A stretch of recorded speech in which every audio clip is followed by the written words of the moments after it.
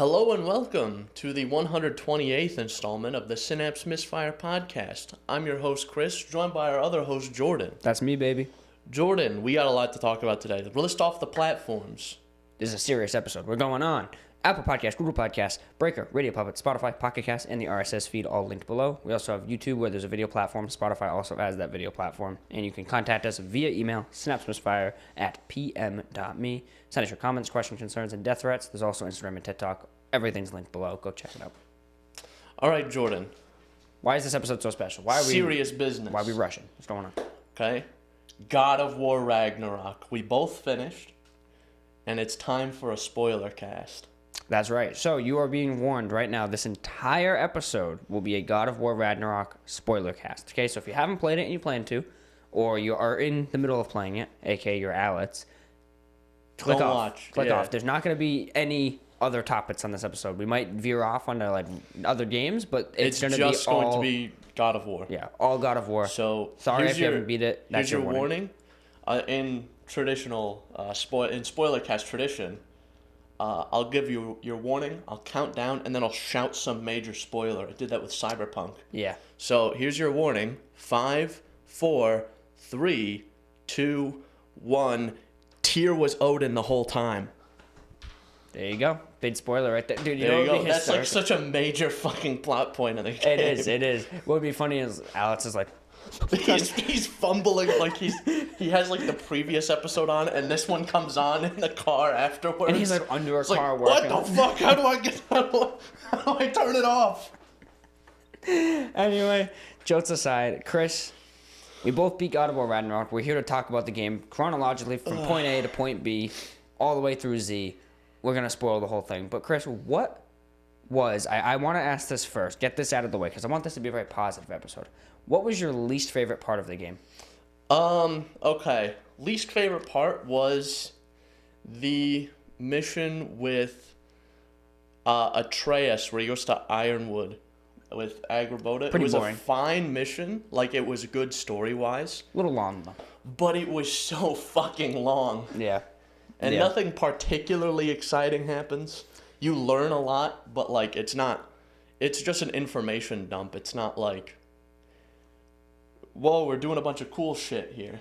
Yeah, no, I can agree with that. I think for me, so I have a toss-up. My toss-up was literally just like the Atreus missions as a whole. Not one specifically, besides maybe Ironwood stuck out. But like, yeah, I have a toss-up between the Atreus missions just as a whole, because I don't really want to segregate like one specific one. Just, I didn't really care for playing as them. I think it could have been like long-winded story beats, but... It did make sense, I will say, for the story they were trying to tell. It did make a lot of sense. The thing about Atreus is, or his like mission specifically, I thought I was gonna hate playing as Atreus because I'm not a huge like fan of bow combat. Yeah. But just like how in 2018 when I thought like, oh, I gotta drag this fucking kid around.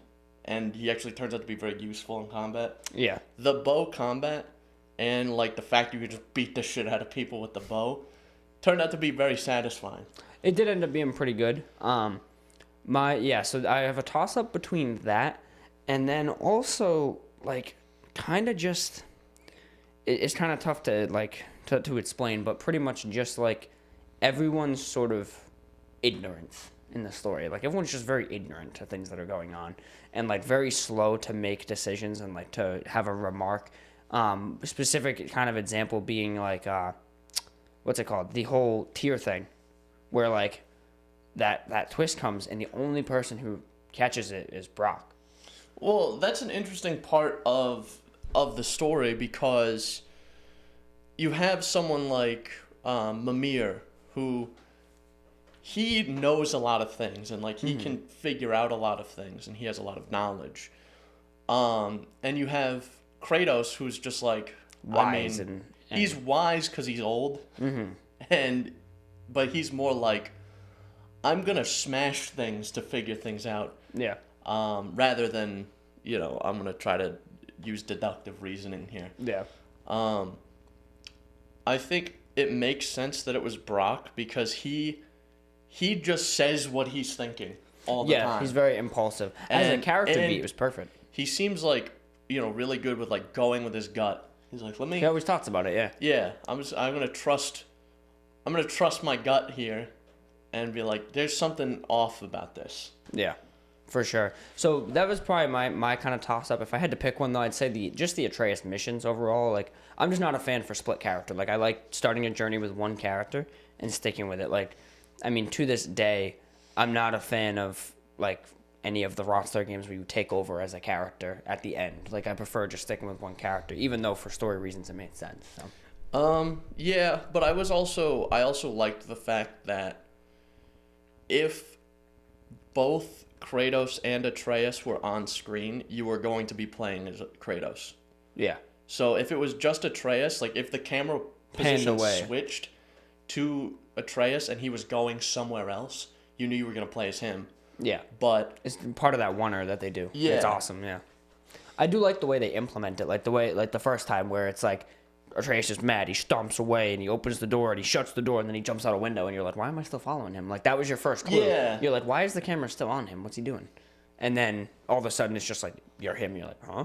Oh, well, what happened? I'm Atreus now. But that was definitely probably my least favorite part, just in general. And that's not saying like it fucking sucked, I wish they cut it. No, because I still liked it, but it just was my least favorite as opposed to everything else. Well, yeah, it's like how we complain about Gwarma in Red Dead 2.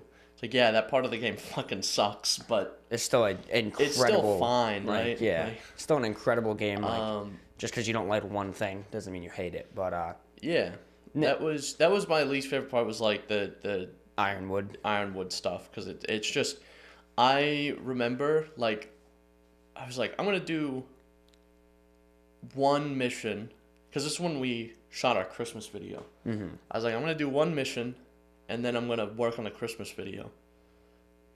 And then it was that one. And it took me 3 fucking hours. And now I'm like, oh, I don't want to do anything now. Yeah, it fucking winded you pretty much. Another question I just want to start with, too, before we get into the actual segment. Did you like it better than 2018? Oh, absolutely. Okay. I liked it a lot better than 2018. I thought this Ragnarok versus 2018 was like, you can tell, because I feel like a lot of games and movies do this, where time passes between the installments, but the characters are all still the same, pretty much. Yeah, they look all the same, they act the same. Yeah, like they have the same motivations, and they have the same like character arc, basically. Right. And they act the same exactly, like, and you can tell that time has passed based on just how different Kratos acts and everyone around him acts towards Kratos. Yeah. And you can tell like Kratos and Atreus are more like, oh, well, we just do shit together now, rather than I'm trying to protect my son because he's small and vulnerable. Yeah. This is a fine young man right here. Yeah. Yeah, and he still has that like fatherly protection part of him, but it's way more subdued. Yeah. And just seeing how he like, as much as none of the characters are really human in the Atreus is probably the most human in terms of looks. They do feel more human. Yeah. That was what was kind of missing in 2018, and this is what I think really pushed the game up for me, was just how real all the interactions seemed. Yeah. A bit dramatized and whatever, but it's a video game. It's supposed to keep you hooked, yeah. Yeah. So that's kind of my take on it versus 2018. Yeah. And I just like the relationship between Kratos and everyone else that's changed. Like, Mimir is still there, but he like consults him now. Like, they're buddies. He's not just like, hey, head. He takes him as like, Mimir, what do you think? He's like, hey, fucker, tell me what this is. He's like, what do you think? And they deliberate for a while. Yeah, pretty much. Like, I do agree with that. Now, for me, I think gameplay wise, it has it all over 2018. Like, it's just way more diversified. Oh yeah. For sure. That's a thing that a lot of enemies will when there's groups of enemies, they focus on surrounding you. Yeah. Rather than, I'm gonna stick to this guy's front. Yeah. You get flanked a lot. It forces you to like move around. Yeah, it forces you to use the environment. Yeah, and the combat way more diversified, more weapons, obviously, things like that. Different AI companions, like instead of just Atreus the whole time, you end up getting Freya, Brock, Freya. You get Sindri at one point. And Brock and Sindri. Like you get a bunch of stuff that is just slightly different. Story-wise, I think the story it told was better. Like it was obviously more grandiose, way more. You already knew these characters. You didn't have to learn about them. You just kind of were in that world, and it was expanding on it. However, I think in scope, I preferred the smaller scope of 2018. Not necessarily in terms of story, where like, oh, Ragnarok, that's a big event. That's too big. No, but like the world building. Like it sounded when I heard about it, when they're like, you can explore all 9 realms. I was like, let's fucking go. Then I started actually like doing that, and I was like, man, this kind of sucks, because honestly, as much as it's like, don't get me wrong, the 9 realms all look incredible and all feel very different. They're all like heavily stylized, and a lot of them have a ton of shit to do. Yeah, and they have a ton of shit to do. However, I immediately noticed the game suffered from what every open world style game suffers from. Walk up to this spirited ghost. The ghost says he died a horrible fate and needs a horn of mead. That way he can go to the fucking to Helheim or whatever. You go get his horn of mead. You fight 50 guys. You can bring it back. You go to the next realm. There's another ghost who's like, oh, my daughter's necklace was buried at sea with me. So you have to hop on a boat with Freya and fly around and find the necklace. Yeah. So that existed in 2018 too. It was annoying. It was like, they'll be along areas that are like common footpaths for like other quests too. I was just about to say, yep. So you walk past them after not doing their quest, and they're like, please do my quest. Fuck you, buddy. Fuck you, you dead bitch. That, and I thought what you were going to say. I had this only happen a couple times. Don't get me wrong. This only happened like twice. But I got like the Cyberpunk side job treatment, where like I would finish a main quest, and it would be a main quest that introduces me to a new realm. I would talk to that first guy, and he'd be like, please find my butt plug. And then I'd be like, all right, cool. Yeah. I'd get one quest, but then I'd walk like around the corner, and it would go with like 3 other quests where Kratos was like, oh, that bird, or sorry, Freya's like, oh, that bird, that's from this land. It shouldn't be here. Let's track it down. And she'd start commenting on random things, or Atreus would start commenting on random things, or Mimir or someone, and it would trigger all these side quests, like with Radadosker or whatever. Like I'd fucking see a deer in the distance, and it'd be like, boom, side quest. Damn. I liked that was a big thing in Vanaheim, was like you go there and you do the quests there, and it's just more and more stuff to do. Just piling on. I was on my way to a quest, and then Freya was like, yo, but check out this. Yeah. That's right in the area. Let's do this quest instead. And I was like, okay, whatever. I'll humor you for a while. Yeah. And then that triggered another quest. And there was a side quest I did in Vanaheim. You know when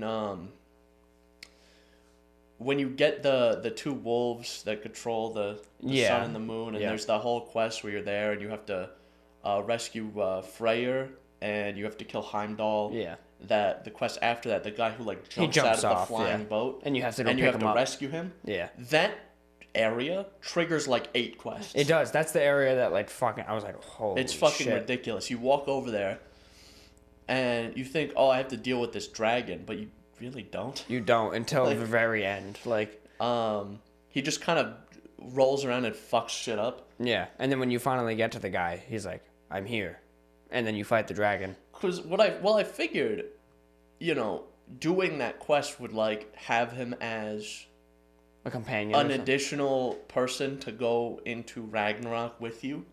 Yeah, and he doesn't. And he just doesn't. Yeah, it was definitely a little like. I thought it was gonna be like a Witcher 3 type scenario. At the end of Witcher 3, you do all the side quests for the side characters, and you recruit them to fight the Wild Hunt afterwards. Yeah. And if you don't do their side quests, they just won't be there. They won't be there. And if you do the side quests, they will be. So I figured it was going to be a situation like that, where I have to do this guy's side quest to rescue him so we can get him, for the battle. Yeah. But I guess not. Yeah, no, I agree. Yeah, so to kind of reel it back to what I was saying, like that's what I'm getting at is like, the pacing, didn't care for it. Not very well paced, but and not in terms of main story, but in terms of like side content delivery distribution of side content. Yeah. But again, what I ended up having to do was I knew I wanted to beat it and not put off this episode a lot and stuff. And I was like, okay, I am noticing a lot of that, like, please find my butt plug. So I just focused on the main stuff, and I still had a great time. Like, I still had a great time with it. And now, Chris, one more question before we go deep into spoilers for you. Mm-hmm. You had made a comment on a previous episode about how you think, well, actually, a long time ago, you said, who knows, maybe Ragnarok will dethrone Red Dead 2. And then on a previous episode, when you first started playing it, you were like, oh, you know, it might actually dethrone it. Like, I'm really enjoying it. So I need to ask, did Ragnarok dethrone Red Dead 2 as your favorite game ever? And if so, why? What about it? I think it did, but not by like a huge margin. Mm-hmm. Like, if I'm gonna say Red Dead 2 is like a 10 out of 10, Ragnarok's like a 10.1 out of 10. Like, they're still very much equal in my mind, but I would say that I enjoyed the story of Ragnarok more, simply because, like, I have a deeper connection with, like, a lot of the dynamics in there. Yeah. Like, the dynamic between Kratos and Atreus is really what did it for me, and how, like, realistic that is to, like, an actual father-son dynamic. And it's not something you see a lot in media. It's like really good father-son dynamics. It's usually like, I fucking hate my dad. So shit like that. My dad was a piece of shit. But no, I like seeing a good father-son dynamic. Yeah, and I think one thing in regards to the father-son dynamic that Ragnarok, and even 2018, but more so Ragnarok does well, is like, when the two of them are firing on all cylinders, they are a force to be reckoned with. Dude, they are fucking demons. Like, as soon as it's like, I want to say it's the Thor fight, is it? The second Thor fight? The second, or it's at one point where you're going... Kratos is kind of getting a little bit of molly-whopping going on. He's kind of getting his butt whooped. And Atreus just, like, appears. I think it's the last Thor fight or the very last fight with Odin. But one of them, he pops in, and then the two of them just start punching. Yeah, you get this sick-ass, like, spinning cinematic of Kratos, like, fucking punches him in the mouth. He goes flying. Atreus slaps him with a bow, and they're just molly-whopping this dude. That's at the end of the Odin fight, right? Where it's like... Kratos punches Odin in the jaw. Atreus leaps up off Kratos' shoulder, shoots him with the bow. Freya stabs him. Yeah. It's like you're controlling all these characters, and it's really fucking good. Yeah. And you can see they're like just they're a force. It's not just like a purely wholesome dynamic. It's like you see where all these characters fuck up. Like, you can see where, you know, this whole main point of contention in the story is like, Atreus knows things that he can't tell Kratos. And Kratos is trying to keep Atreus safe and... is naive to these things. Yeah, and he's like, listen, you gotta tell me what's going on so we know what's what, so I can keep you safe so we know what to do. Yeah. And you can see both sides of it, and you're like, well, there's points where they're like, come on, Atreus, stop being a piece of shit. And there's times where they're like, come on, Kratos, stop being a fuck. It does make you play both angles. Like, I don't think, if you pay attention to the story, I don't think any reasonable person can just go, fuck you, Atreus, you suck. Instead, it's more like, oh, come on, Atreus, give Kratos a break. Then you're like, Kratos, come on, give Atreus a break. Let's go, man. Come on. Yeah, and there's that really, really good scene where, I forget, this might be right after... Is this right after... it's right after Atreus comes back from Asgard, like the first time when he releases the fucking... The fucking dog, yeah. That tears holes in realms and stuff. Yeah. And they have to go deal with it. And there's that really good scene at the end where Kratos is like, listen, I'm sorry. I've been falling back into my old ways. And they make a promise, promise, I've been untrusting and being a piece of shit the whole time. And we need to work together. Yeah, it's like, when we're apart, we do fine. But like when we're together, we're a fucking force of nature. Yeah, and I was gonna say too, in that same scene at the beginning of that quest line when Atreus does return and they fight off the Helheim Walkers or whatever, and then everyone's like, Atreus, you fucked up. What the fuck? And Kratos goes, no, Will fits this. We got this. And then they just go out and they just fuck shit up. He's like, the kid made a mistake. Yeah. Shit happens. Let's go deal with it. He's trying to prevent a cataclysmic event, and you all are here just like, I need to kill Odin. Like, I don't know what to do. Let's go deal with this rather than like yelling at the kid for no reason. Yeah, it's like one of those things where it's like you're helping your dad with something, and you mess up, and instead of being like, you're a fucking moron, he's like, all right, let's fix this. Let's fix this situation rather than Yeah. And you get that in that scene. Like, that was a good scene for me. Like, when Kratos is like, everyone stop. And then they're all like, oh, shit. Because now they know they got the dad involved. And he turns. He doesn't even acknowledge them. He turns to, like, Atreus, and he's like, we will fix this. Yeah. And then they walk out. And they do their thing. And they go fix it. Yeah. Just like Kratos said. So, and then, yeah, at the end, they make that, that promise to each other or whatever. And it was very, very good. Yeah, I do have to say that's probably my favorite part about the game, though, that dynamic. Yeah. But, just to touch on it quickly, I asked you the question of Red Dead 2. I guess I'll answer it a little too as well. Didn't dethrone it for me personally. I actually had the advantage of playing them at the same exact time. I just beat it on Steam Deck as I was finishing Ragnarok. So I don't think it dethroned it. It's definitely on the same level though, like you said. Like exact same level. Like even playing field. Like maybe it's the exact opposite, where it's like 10 and 10.1, but it's flipped for me. Just because I think the world of Red Dead 2 is a little more interesting. Maybe because it's just more grounded in reality. Yeah. But the world, the characters, like, there's a lot more characters that are interesting, because in Ragnarok, you really have just, like, a handful. And the other gods are interesting, but they don't get a ton of showtime. Versus, like, Red Dead, you have the whole gang. And I just feel like there's more to, like, secretly kind of do and build this world. So, Red Dead 2 is definitely still up there for me. But, man, what fucking marvels of engineering and storytelling, like, just I definitely think what I think another aspect of it is I think Ragnarok's a lot more concise in its storytelling.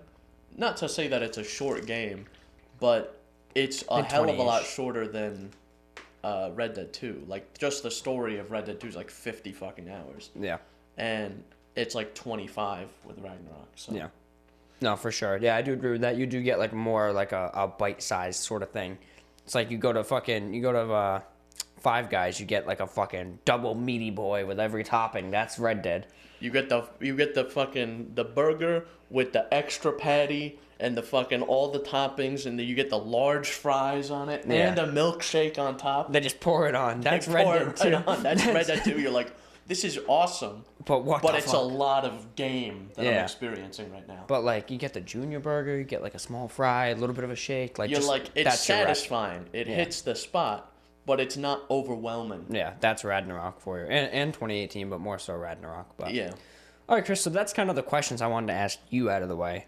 I'll let you kind of lead on where do you want to begin with this spoiler cast? Let's kind of run through chronologically and see, like, just give thoughts on each of the main quests. We're only gonna do main quests, really. Yeah, in terms of, like, in-depth looks. Yeah, side stuff we both didn't really mess too hard with, and it's neither here nor there. Yeah. The game opens fucking awesome, by the way. Oh, absolutely. If we're gonna start at the beginning, quest number 1, surviving Fimbulwinter. That is a banger opening. So yeah, basically, you're just out. You're out, chilling, hanging out. And Atreus just got a deer. Yep, just hunted a deer. And you're headed back to your home. On a dog sled. Dog sled. Dog sled, favorite part of the game. It's very cool. It introduces it, and you're like, oh, this controls nicely. Like, the DualSense, if you're playing on PS5, that feeling. Yeah. Pretty good. And so you start going home on the dog sled, right? And you hear, you see something or you hear something in the distance. And you recognize it. And you're like, oh, well, something's about to happen. Yeah. And then Freya just appears. As a fucking owl. Yeah. And she's like, I'm gonna try to fucking kill both of you. Right now. Because of, what happened in the last game. It's kind of not a good look. Yeah. We kind of killed our son. We kind of said we will be better and snapped his neck, so. Yeah, like, we kind of did fucking. Give him a little right. Little snapple, crackle, pop, baby. That's so she's mad. She's neither here nor there. It's like, I feel like she's overreacting a little bit, but... Her son was kind of a piece of shit. But yeah, so you fucking iced Baldur like 4 years ago. So she's still mad. So she's like, come on, you kind of killed my son and stuff. So I'm going to kill you and yours. Yeah, so there's not really fight. Kratos is kind of like, I'm not trying to He's fight trying to you. just deflect her. Like, just go away, woman. Yeah, because their house does have, what do you call it? A protection Barrier or thing. whatever that she can't enter. So he's just trying to buy him time so he can get there. And he ends up getting stabbed. Kratos gets stabbed. Yeah. But all in all, Freya, like, she gets kicked out. Yeah. And they're chilling. They get home. Kratos is fine. No long-lasting injuries. Atreus is like, man, why is she so fucking mad, bro? And Kratos is like, I mean, I don't blame her. We killed her son. I mean, Yeah. I feel like I would be pretty mad if someone killed you. Yeah. So, like, Kratos kind of explains it to him as like, listen, I get it, but, like, yeah, it does suck, Yeah. So they have a nice little heart-to-heart on that. And then Fenrir dies. The wolf dies. Yeah, which is one of Atreus' pet wolves, because as we know, Atreus from the last game is Loki, is a very strong bond with animals, so he has a wolf named Fenrir. It dies, and he accidentally actually casts a spell. Yeah, he accidentally casts a spell, which comes up later. Yeah, is Chekhov's spell here. It traps Fenrir's soul into his knife, into Atreus' knife.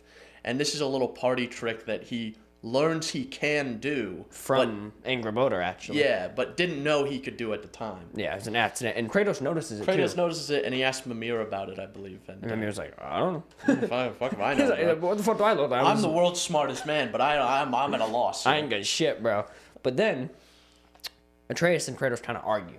Yeah, they're not off on good foot right there. They have an argument because... Atreus just wants to relax and say goodbye. Yeah, so I'm busy relaxing. Nah, it's style. Yeah, he just wants to relax. He wants to say goodbye to his pet wolf because he obviously has a strong bond. And Kratos is very just shut off to everything but Atreus, Mimir, and like some other friends. And Atreus walks off basically. Kratos is like, I'm gonna get some sleep. There's the first dream sequence. I need to relax. So I'm gonna relax real quick. There's the first dream sequence with you and Faye, which was really, really good. Yeah, I liked Faye. A lot of people didn't seem to like her. She was okay. Like, her character was alright. It was like a really good insight, like cinematic portion of the game. Like, you weren't doing anything particularly crazy. I think the payoff is more worth it, which we'll talk about later. Yeah, but the first couple ones, the last one was like really worth it. Really worth it. The rest of them are like, what are you building up to? And then that last one occurs, which we'll talk about. So it all makes sense in the end. So basically, Wolf dies. Kratos goes to bed, and he wakes up. You do the dream sequence. He wakes up. Atreus is still gone. It's been a while. It's been quite some time. I think Mimir actually wakes him, right? Mimir's like, hey, Kratos, brother. Yeah, because he's freaking out. He's just a fucking head, if you didn't know that for some reason, if you're just here to hear it. He's a fucking head, so he can't really move. And he apparently doesn't sleep. That was also mentioned. Yeah. So he's like, hey, brother, like, it's been hours. Where the fuck is the boy? Yeah, where the fuck is Atreus at? Now Kratos is like, uh-oh. Oh, I gotta go find the fucking guy. Yeah. So, you search for him, and there's like a trail of blood that you find. And then there's an area that's been fucking destroyed. Yeah, like it looks like a massive battle came up. They actually fucked up the barrier of protection. So, yeah, there was a whole fucking thing that happened. And Kratos is like, I hope Atreus didn't get got by this. Yeah. And then a big fucking bear comes out of nowhere. Fucking starts whooping your ass a little bit. So then you have to fight it. It's a boss fight. You gotta fight this bear, and you defeat the bear. And you do the R3 to finish. Yeah, and and the bear transforms back into Atreus. As you're about to rip it in half. As you're about to fucking kill it. Yeah, Kratos is literally just punching this bear in the mouth, just beating it down in Spartan rage mode, and then it just transforms to Atreus, and he's like, uh-oh. Yeah, so that happens. That's established. That was like a holy fuck moment for me. Yeah. Like, I expected, like, Kratos, because the cutscene starts with, like, him getting bitten. I thought he was going to get bitten and, like, whipped around and then, like, struggle, and then Atreus would snipe the bear, and that was going to be it. I thought it was going to be something like that. But then when it turned into him, I was like, what? Yeah. Holy shit. So... Shit was wild. That happened.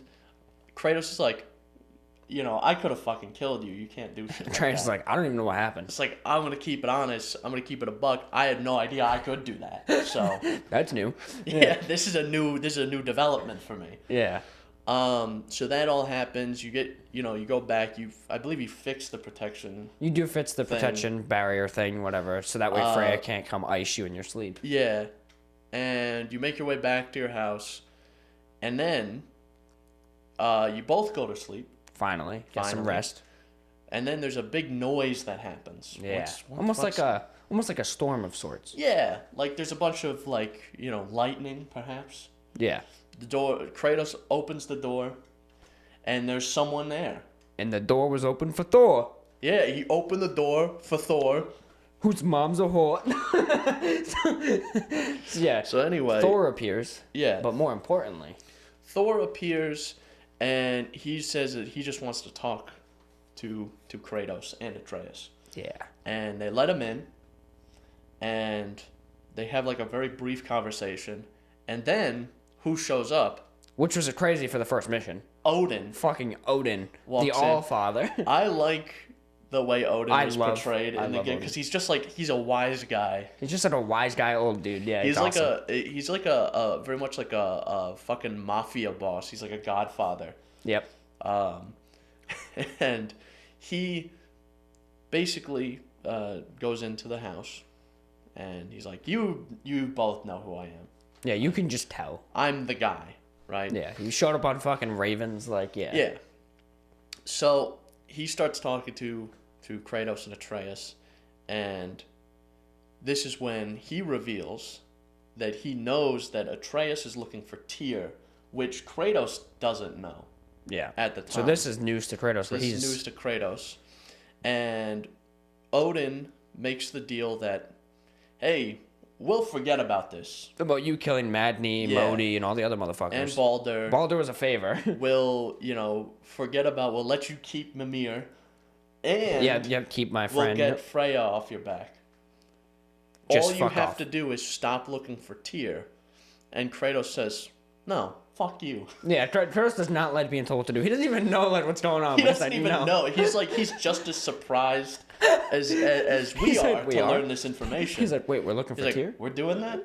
You know what? I'm not going to stop doing that, even though I knew we were doing it already. I didn't know we were doing it already. I think it's one of those things, by the way. I think that scene, just as a little side note, is to really show the trust in Kratos, because he looks at Atreus, and Atreus like nods at him. And then he goes, all right, well, my son has a reason for this, so no. Yeah, there has to be a reason for it. So, you know what? No, fuck you both. Leave my house immediately. And then Odin just is like, that's it. He's like, all right. We're killing you. Thor is going to beat the shit out of you now. So, You fucking fight you Thor. fight Thor, and it's a good fight. Startling fight. Yeah. This is something I spoiled a few episodes back, but I cut the audio because I left the clip, but it just goes silent for a brief second because it was just a sudden spoiler that I didn't think about. During that fight, you fucking die.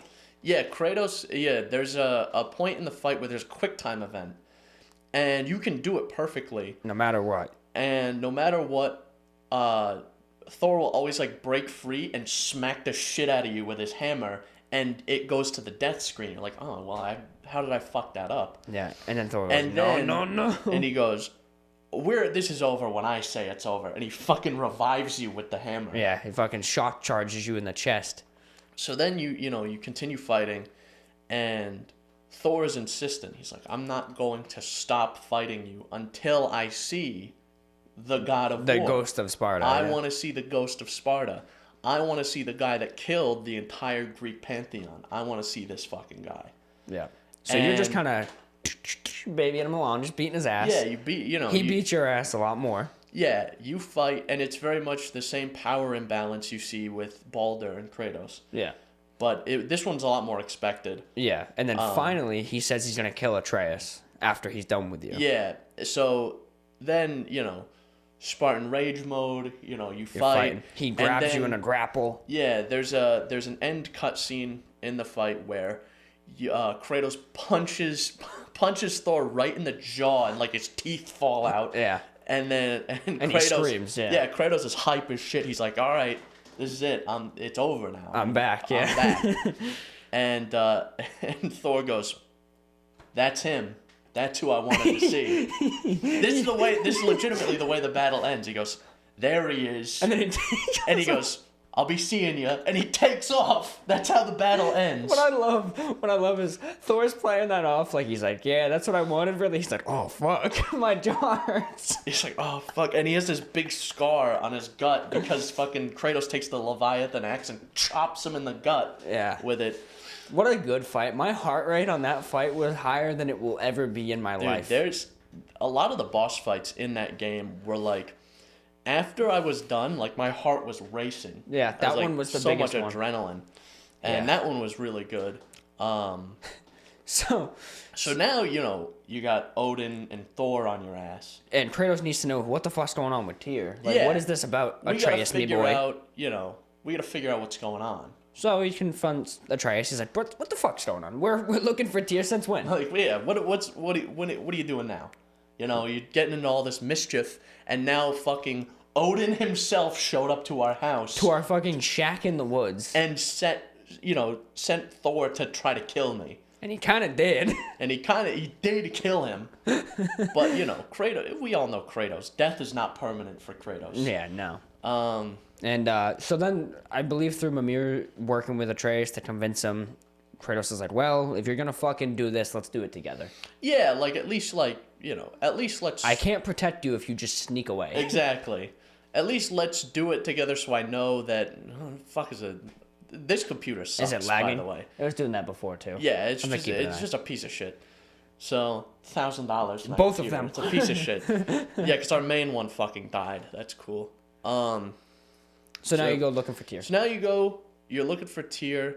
Land of the Dwarves, baby, Svartalheim.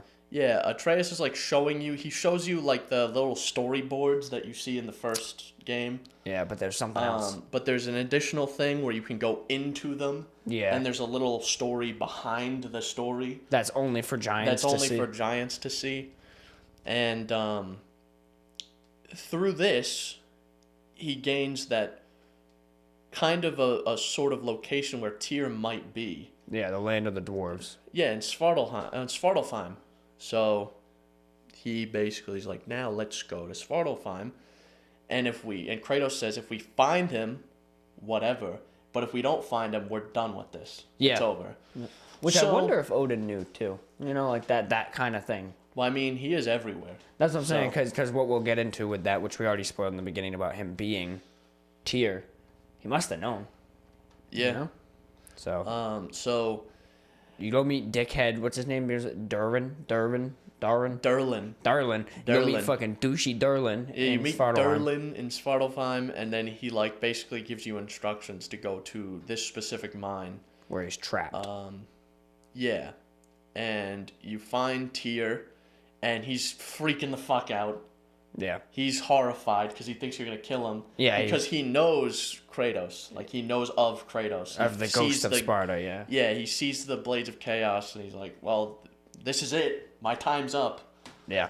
And then he fucking books it, dude. He books it, and there's the really good scene where the chase ends, and Atreus is caught up to him. He's talking to him, and Kratos finally catches up, and Tyr is still freaking out, and Kratos grabs him by the shoulder, shoves him against the wall, and just goes, "Come on, man, what the fuck's wrong with you? Why are you tweaking, bro? Yeah, what's your problem? We came here for you, buddy." Yeah. And he eventually straightens up. He's like, "Okay, I'm calm now. I'm chilling." And he finds out that in fact, everyone can hear Mimir's decapitated head speak. Because he didn't think it was real when he was still in the cell. Kratos pulls Mimir off his belt and shows it to Tyr to try to calm him down. And he just thinks he's hallucinating. Yeah. But no, everyone can hear Mimir. So, anyway. There's that little banter. And then Tyr is saved. Yeah. Right? You go back to Sindri's house. Which is in between realms. Yeah, it's the realm between realms. It's basically the tree of realms, whatever the fuck they call it. It's basically to keep you safe because that's where Odin doesn't really have any eyes. It's his blind spot, pretty much. Yeah. So you go there with Atreus and Tyr, and Brock is there, and Sindri is there, and now you're all in this And they're house. all like, "Holy shit, he's alive!" Holy shit, we've heard about him. It's fucking Tyr. He's here. He did survive, I guess. Tyr is here. Tyr's here, baby. So they all cook dinner. And they're like, "Let's get the going. Let's hang out with Tyr." And then there's a fight again between Kratos and Atreus. An argument. There's a small argument that happens. Let's see. Oh, that's the next mission. Yeah. that's already the next mission. Yeah, Jesus. the missions are long in this game. They're hours long. The full quest. There's sub quests to them, but yeah. So once they're back at the tree, they have a fight. I want to say it's about Atreus being like, let's go to war with Odin, and Kratos is like, no, I am not going to war. It's not happening. Exactly. And Atreus is like, but Dad, he's like, no, fuck you, bitch. Well, I'm not leading you into battle. I will not take my son into battle, pretty much, because you're not going to fight a war like I have. I forgot this happens this early in the game. Yeah. So Atreus storms off, fucking slams the door. Yeah. Like, fuck you, Dad. He leaves. I believe there's a scene. Yeah, there's the scene with Kratos And talking Mimir. to Mimir, like, what are we gonna do about our boy? Because it's like they co-parent in the game. It's really it's kind of adorable. I think at the end, Atreus says he's like a dad to him. Yeah. Yeah. So basically, this is the first Atreus mission. The camera pans through the wall to Atreus' pit. And boy jumping out windows. now Atreus, Sindri finds Atreus sneaking around. He's slinking around. Yeah. And Atreus is like, listen, I got an idea. I gotta go talk to somebody. And I believe he only tells Sindri at first that he wants to talk to Jormungandr. Yeah. And then they go into Midgard. They go to Midgard. And Sindri's like, I guess I'll go with you because if something happens... Yeah, like I gotta step in here. I gotta be... Because you're not going to tell Dad of war, so... Yeah, so you go to the area in Midgard, you call Jormungandr. He doesn't answer, I don't believe. I thought, because he's under the ice. I thought that had happened. I don't remember, but basically... Something happens with Jormungandr, the big snake. You shout at him and he shows up. And in this process... Atreus gains the knowledge of where Freya is at. Yeah, Freya being the one who hours ago was trying to, or days ago, technically, was trying to slit their throats. Yeah. So he's like, I'm going to go talk to Freya because maybe she can talk to Kratos about this. Fucking giga-brain idea which there, is boy. Like, what fucking short-circuiting in that little brain. See, this is one of those, like, Atreus, what the fuck moments. What the fuck is your problem? So... He goes, seeks her out, and they have a conversation. She nearly kills him. Yeah. She nearly kills him. She steals the necklace with the arrowhead on it. The mistletoe, yeah. The mistletoe arrows that caused Baldur to now take damage so he could be killed. Yeah. It broke her spell or whatever in 2018. So. Yeah. So you meet Freya. She's fucking pissed, but then you tell her, Atreus tells her about Tyr, and... She's like, oh my god. Yeah. How is this possible? That all happens, and she basically tells him to fuck off. Like, get out of here, guy. So that's basically the end of that. You go back to Sindri's house, and you become Kratos again, and you have to go to Alfheim for which reason? I totally forget. Yeah, I kind of do forget. You have to go there to get a light. It's part of the light of Alfheim or whatever for Tyr for something. You go there with Tyr and Sindri, I believe. Yeah, so basically you go to Alfheim to get some shit. Oh, you have to find it's like something to do with Groa. Oh, Groa's shrine. Yeah. You got to find her shrine. Yeah. So that's not a particularly interesting quest. No, I mean, you go back to Alfheim. It is destroyed from before. Yeah, there's a lot of bigger. interesting story stuff that happens in Alfheim. Yeah. Like there's you can tell that time has passed and like shit has happened. War has waged on. Because of what you did in the last game. Yeah. There's some cool side quests there too, but other than that, I mean, you just go there, you do your thing. No crazy boss battles, really, just sort of vibing. Kratos is just getting to know Tyr. He's like, who the fuck is this guy? Yeah, and he's bitching at him because he's not the God of War. He won't fight. Well, and Tyr also doesn't shut the fuck up in that, because like Kratos will walk, you'll walk around and look for like chests and stuff, and Tyr will be like, I guess come on, it's this way. Yeah. You gotta go this way. And Kratos and Atreus is like, we know, dude. He'll be like, yeah, I know. He just does this. Yeah, we're looking for loot, buddy. I do like the sort of meta part of it, though, where we're like, you'll swing around, you'll slink around, and you'll go find a chest. And you'll hear Tyr like mumbling. He's like, "What's he doing?" And Atreus goes, "Oh, he just does this. He's looking for loot." Yeah, like we're it's looting. just funny. I like the meta part of it. But yeah, you just basically you loot. You do see some cool stuff, some cool sights, and you find Groa's shrine, and there's a secret in it, just like Atreus had with all the other shrines. Yeah, and that was that the one where they find out that there was like Tyr leads them into war. Yeah. Yeah, Tyr will lead them into Ragnarok and be the reason they win, essentially. Yeah. And Tyr's like, no, I'm not doing that. I refuse. I will not do that. I'm not that guy anymore.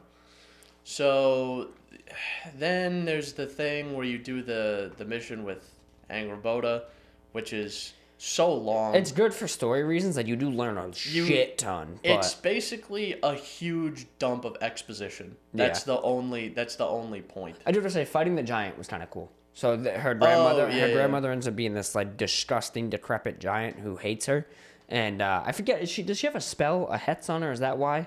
I don't know, but she hates has this her. pot where she steals souls. Yeah, and she's just like a evil bitch. And you do a very cool fight. It's only cool, in my opinion, for the scale, because like when you're running from her, you like jump on a countertop, but it's not like a countertop we know of. It's a giant-sized countertop. Yeah. So you're like fighting on a kitchen sink kind of thing. It's pretty cool. In that mission, you learn a lot of like about Loki and you learn about like the story as told by prophecy. Yeah. And Atreus is very much just like, fuck prophecy. I don't give a shit. He's like, well, the prophecy says that my dad's gonna die, so therefore, fuck prophecy. Fuck it. I'm gonna do it my own way. Which that's another very human thing. Yeah. Very human stubbornness to be like, oh, this is gonna end this way. Even though we win, I lose because my dad dies. So no. So I'm gonna. Because prophecy never said they were gonna lose. Prophecy always said Atreus would win. It was just that Kratos would die. Exactly. And he's like, nah, not possible. possible. It's not gonna happen. Not possible. I'm not gonna do it. So. That happens. You do all that. You get all the story stuff. Atreus is given a bag with a bunch of marbles in it, and all the marbles are souls of giants. Yep. And I think he finds his mom's, right? And it's empty? Yeah, it's empty. But basically you get this, and then he's like, I don't want it.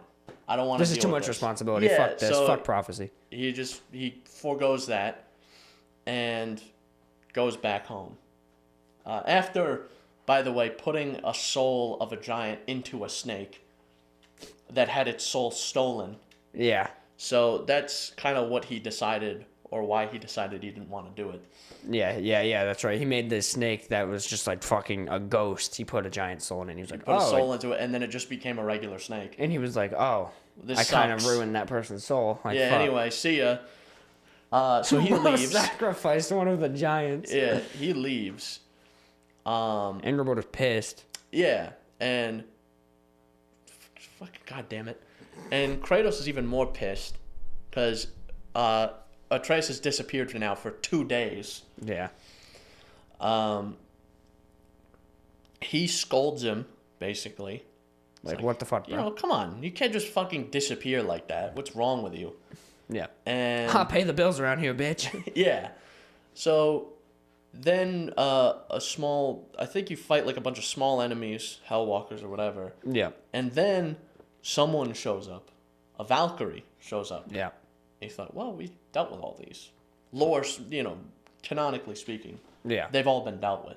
So this shouldn't exist. It turns out you do the whole fight. And then at the end, when Atreus is about to deliver this like kill shot, basically, it's revealed that it's Freya trying to kill you. And then you have a conversation. She tells you Atreus found her. Yeah, she tells Kratos you everything. is even more pissed. Kratos is fucking upset. Then she decides. She says, "I guess you're of more use to me now alive."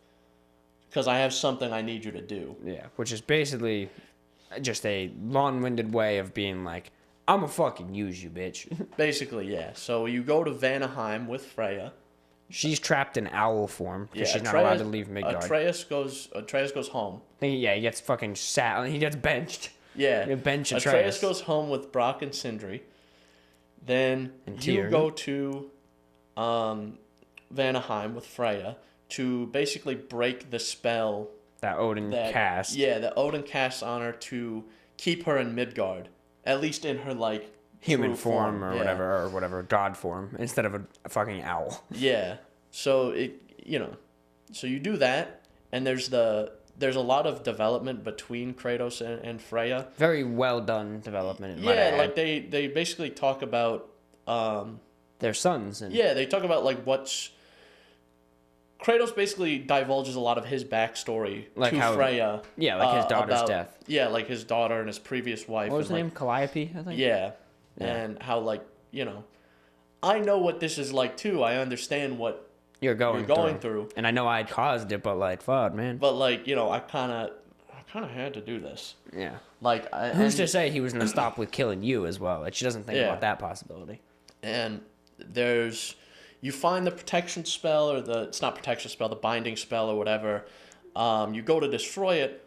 Big fucking creature emerges. Yeah, what do they call it? Protector of realms, or there's a proper way to pronounce it. I think there's a th sound in there, but it's for our purposes it means Needhog. Yeah, Needhog. Yep. And you fight the fucking thing. It's huge.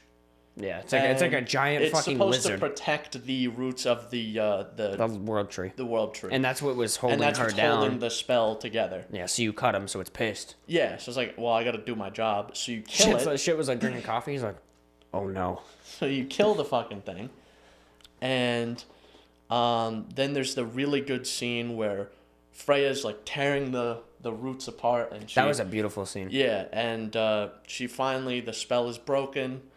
And then she turns to Kratos and says, like, well, this is it. Either I'm going to kill you or, I forgive you. Yeah. And Kratos sheathes his axe. And, yeah, basically there's a dialogue between them, which is really well done. And then they decide, you know what? Let's settle our differences for now. And then you get the big, like, splash screen of, like, Freya joins the battle or some shit. So it's like, let's go to Ragnarok, baby. Yeah. They understand that. They both understand that their enemy now is Odin. Common. Yeah, they have a common enemy in Odin and Ragnarok itself and preventing the death of everything. Basically, this culminates with Kratos apologizing. Like, I don't regret what I did, but I shouldn't have robbed you of the choice. Yeah, that's exactly what he says. He shouldn't have robbed her of the choice to die or live. Yeah, so that happens. You're friends now, I guess. You go back to the fucking Sindri's house. Yeah. And then, Jesus, this game does go a lot faster than I thought it did. Yeah, it's just because there's a lot of cutscene, but when you break it down story beats wise, it's very quick. Yeah. You go back. There's kind of like a argument between Kratos and Atreus. Brock comes out of the house at first and says something to the effect of like, well, Sindri and Atreus are having an argument about something. So you go to deal with it, and then Kratos is like, where the fuck did you go for 2 days? Did you go to Asgard? Because the whole original fight with Thor, the first fight with Thor, was a distraction by Odin so that Odin could talk to Atreus. And convince him to be his partner. Yeah, and convince him like, hey, you have some sort of knowledge that I want. And a greater purpose, so fuck your dad, let's go. Yeah, let's go to Asgard. Just think about it. And Atreus kind of revealed this, but not to an extent. He was like, or Mimir actually was the one who was Mimir, like, the boy was Mimir talking talks about it. And Kratos approaches Atreus, and he's kind of just like... Did you go to Asgard? Yeah. And he went to Ironwood, and there's like, it's established that he can't tell anyone. It's the last safe haven of the Giants. If he tells them, Odin might find out. Exactly. And they're fucking dead entirely. Let's see. They get into a huge argument because Kratos keeps pushing, and Atreus is like, "No, I can't tell you." And he's like, "Why? Why can't you tell me?" And so they get into a huge argument. Atreus fucks off, and he goes to Midgard. And then he basically gets sent up to Asgard. And he goes to Asgard for the first time. He goes back to his hut and talks to Hugin, which is one of the ravens of Odin. And he's like, Hugin, I'm ready to go. And then it does a little bit of And he goes ready to go to fucking Asgard. Asgard, I guess. And Asgard was fucking incredible looking, by the way. Yeah. So you go to Beautiful place. Asgard, you climb the wall. Yeah. Because, Odin, being a prick, didn't just him put you on top of the wall. He just put you at the way bottom, so you had to climb the whole fucking thing. miles out. You had to walk to the wall first, fight your way to the wall, and then So it's a whole climb thing. up. And then you get to the top. You get to the top, and you meet Heimdall. Who's a fucking cunt. He's a fuck. He's a piece of shit. You meet Heimdall. Who obviously saw you coming. Kind of his thing. Yeah, that's his party trick. And he's an asshole about it. He doesn't believe that you were invited by Odin. So Yeah, I think you're trying to sneak in. he tries to kill you. And Odin steps in like, come on, man. Yeah. Yeah, he tries to fight you, and you can't even hit him. Like, every attack you do, he's just, like, bobbing and weaving. That's his party trick. Because he just sees everything. He can see, like, into the future, like, a few seconds, or, like, he can read your mind and shit like that. Yeah. So if you think about doing an attack, he knows what it's doing, or what you're going to do. So there's that. Then you are introduced to Odin. Odin's Thor. like... Oh, and Thor. Because he brings Thor with him to deal with Heimdall. Because, like, Odin is like, well, if... Keep doing this and I'm going to have Thor fucking kill you, basically. Yeah, which is funny, just jumping ahead briefly to a later conversation where Freya goes, I've never seen anyone touch Heimdall. Or Mimir says that. So I don't know what he thought Thor was going to do exactly, but you never know. It is very clear, though, that he is scared of Thor. That's the only god he's afraid of, yeah. So it seems.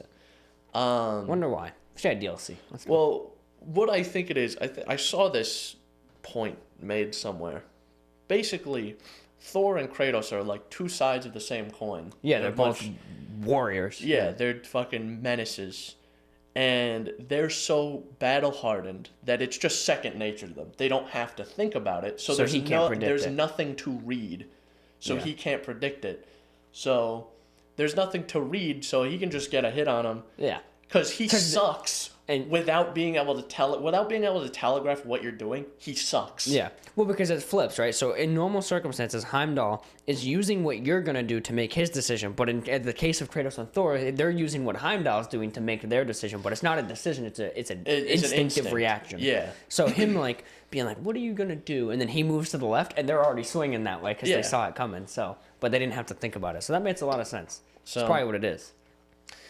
And then you're introduced to what Odin wants from you. Which is basically to just piece together this mask that sees into a tear. Yeah, he has a mask that's supposed to see into a realm tear that's supposed to have, like, infinite knowledge. Yeah. Or so he thinks. So he prophesizes, but you don't know. And you can't look into it with your naked eye, because whether he's joking or not, that's apparently how he lost his one eye. Yeah. He looked into it without the mask, and it fucking blew up his eye, I guess. So we need you to get the pieces. Yeah. So then you get set out with Thor. And there's clues on each piece of the mask. Yes, that's a good point. As you have to decipher. where and Atreus is really good with languages. Yeah. So he can read it. He doesn't know what it is, but as soon as he says it, Odin goes, oh, it's Helheim. Yeah, go. I know where that is. I think he says, like, the cold winds. Muspelheim. The first one? Yeah.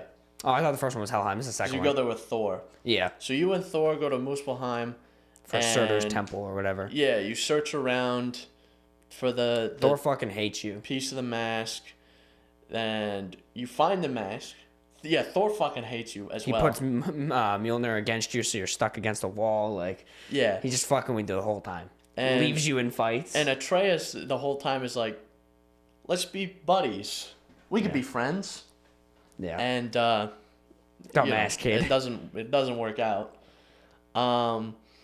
And they find the piece of the mask, and it turns out it's in a pit of lava, which Atreus just reaches into and grabs, and goes, oh, fuck, it burns. He goes, owie, it's hot. Yeah, and Thor is like, hey, for reference, it's going to hurt when you do that. Well, I know that now. So he has the two pieces of the mask, and there's another clue on it as to where to go, and that's the one where you go to Helheim with Thor's daughter. Yeah, with Thrud. And Heimdall. Oh, and Heimdall. And Heimdall fucks off. He's like, fuck you kids, I'm out of here. Like, I got other shit to do. Heimdall fucks off. You go and make your way through Helheim to try to friends find... with Thrud as well. She likes you. Try to find this piece of the mask. And in the process, you think that it's near the, the big wolf. Yeah. I forget what he's called. I forget his name as well. He basically, his whole thing is he's a giant wolf that takes and he tears holes in realms. He can just destroy realms, essentially. That's his whole thing. Garm. That's right. His name's Garm. Okay. And he tears rifts between realms, essentially. And because Atreus can read the minds of animals, he's like, well... He's suffering. He's trapped here because he's chained down in Helheim. Yeah. So Atreus and Thrud free him, and Garm just starts doing his thing. Starts tearing through realms, man, destroying shit. And Heimdall comes back now. And he's like, what the fuck, bro? What the fuck's going on? Thrud. Why'd you do that? Yeah. He goes, he doesn't even do anything really. He's like, I'm gonna snitch on you guys. I'm gonna tell on you guys. Yeah, he does. I think he does. That's when he smacks Thrud around a little bit as well. She gets all fucking lightning-y and pissed. Yeah. And then he slaps her around and slaps Atreus around. But then he's like, I'm gonna tell the Allfather. I'm gonna tell on you. I'm gonna tell on you. And then immediately he tells on you. He's the worst kid in fucking first grade. For real. I'm gonna tell on you. And then immediately he tells on you, yeah. And immediately tells on you. And Odin's like, okay. Like, yeah. He's like, we're fine. The Garm can't touch Asgard, so we're fine. Why the fuck do I care? But now Atreus is disheartened. He's like, yeah. He's like, well, I fucked up. Fuck. But there is a cutaway in between here. Is there? Where it goes back to Kratos going after the Fates. Oh, yeah, the Norns. So before Atreus decides to be like, all right, I'm out of here. I got to go back home. I fucked up. I shouldn't have came. Whatever. Odin's a little disappointed, but then we see Kratos, who's back in fucking Sindri's house, like, bro, what's going on? Oh, my God, where's my son? Like, what the fuck's going on? And Kratos being Kratos, instead of just being like, we have to kill Odin, he's like, we got to come up with a plan. We got to go after this. We got to get ahead of this. So let's talk to the Fates of this realm. Yeah, this world. let's talk to the Norns who write the prophecy. Yeah. And you seek out the Norns with Freya. Who does not enjoy that plan either. She's like, I think you're a fucking moron. You are never going to find them, and you shouldn't talk to them. And then you find them, and you talk to them. Yeah. I mean, that's kind of the theme with a lot of with the God of War games. It's like, this is impossible. You're not going to be able to do this, and then you do it. Yeah, because you're fucking Kratos of Sparta. But yeah, so you go talk to them. Yeah, you talk to the Norns, and they're like, hey, there's no prophecy. It's not real. Yeah. We just are really good at predicting what's going to happen because... You're so impulsive. Yeah, because what you do is so predictable. Yeah. Which was incredible to hear, by the way. That was like a holy shit moment. I'm like, man... So it isn't real. We can get past prophecy. Yeah. It's just that he's stuck in his old ways. Yeah, and they basically tell Kratos that Heimdall wants to kill Atreus. And is going to kill Atreus. So he decides that, we got to kill Heimdall. We got to fucking get Heimdall. But we need a weapon that can kill Heimdall. And that's where baby blue Brock comes in, baby. Yeah, Brock shows up, and they want to make a weapon out of Draupnir, which is, at the time, a ring that duplicates itself. Yeah. Which is a really funny scene, by the way, when they lower Sindri down. Yeah, and he's in this big room of, rings. He's trying to find it. And he finds the ring, and it, you could see it almost jump, because when it duplicates, it jumps. Yeah. So it, almost jumps out of his hand, and he grabs it. He's like, I got it. And then he goes back up to the main house and gives it to Brock. And Brock's like, oh, this is it. And Sindri is like, oh, thank God. Because he thinks it's possible that it could have jumped out of his hand and he grabbed the wrong ring. Yeah. So it's a really funny moment. He gives it to Kratos. Kratos puts it on. He's like, the fuck is this for? And he's like, well, dummy, we got to go make a weapon out of it. Let's go. Yeah, so Sindri tries to go instead of Brock, but Brock insists, and Kratos says, yeah, I'm going to take Brock with me. Yeah. You've done enough, brother. Stay here. So they head on to the fucking land of the dwarves again, Svartalfheim. Yeah, you go back to Svartalfheim, and then you have to talk to... like a mermaid creature. You have to talk to the lady. The Lady of the Lake, is that what they call her? Yeah, some shit like that. And you have to... she makes the weapon for you, basically. Out of God's blood. Kratos' blood. Exactly. Which is such a badass scene, by the way. Yeah, she just like does some like thing. She like moves the blood like it's a solid and like just projects it into this like and it thing. and basically it makes a spear, a magic weapon called the Dropnir spear. Yeah, so it's a spear that duplicates itself. Yeah, and disappears too. So it's in the ring. Kratos like opens his hand and he has a spear in his hand and then he can throw it, and it just keeps duplicating. Yeah.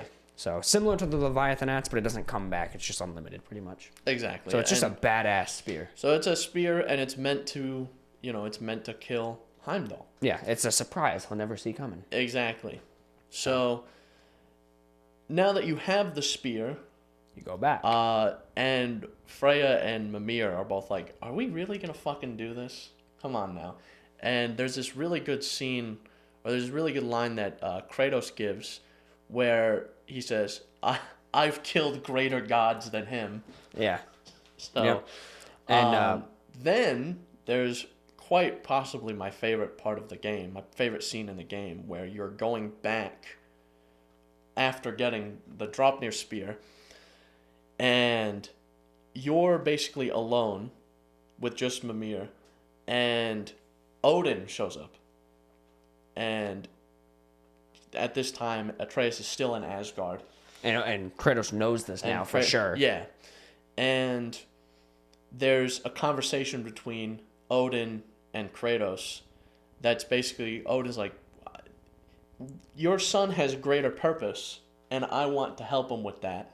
You see where I'm coming from, right? I want to prevent Ragnarok. And he's bullshitting, basically.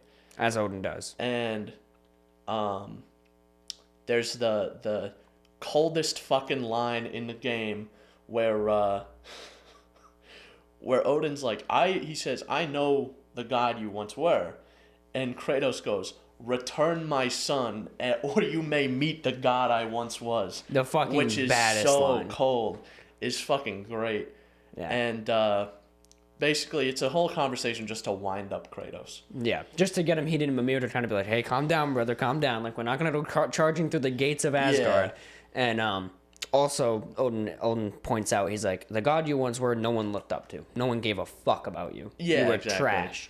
They look up to me. And Kratos is like, I don't care. I don't remember do not asking, care. honestly. So you really get that sense of Kratos being like, I just want to live my fucking life. Like, God damn it. And it comes back later in the game, too. That exact dialogue ties into the end of the game, too. So we'll talk about that. So that line, though, Christopher Judge. Yeah.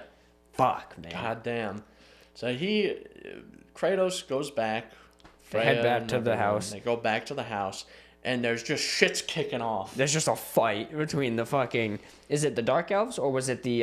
It was the dead Helheim walkers, right? It was the Hell Walkers. Yeah, the Hell Walkers. Because of, now there's fucking realm tears all over the place because of what Atreus did.